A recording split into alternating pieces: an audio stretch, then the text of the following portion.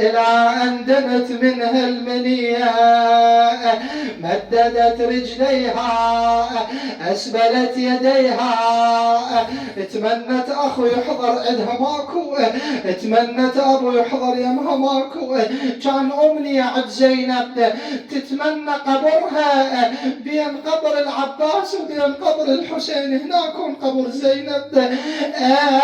أنا تمنيت أنا تمنيت قبر بين أخوتي اي والله ونروح نزور كربلاء ونشوف قبر زينب انا تمنيت قبر بين اخوتي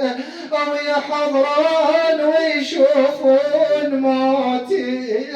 وعباس شايل تابوتي لكن متت بالشام وحدي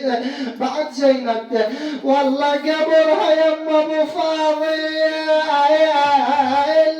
تمنت زينب وما صار رادت ممشى تقصدها مواكب شيعة الكرار وبيوم 40 حسين تشتم ريحة الزوار والزينب يعزوها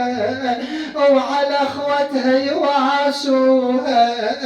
لكن هاي ما صارت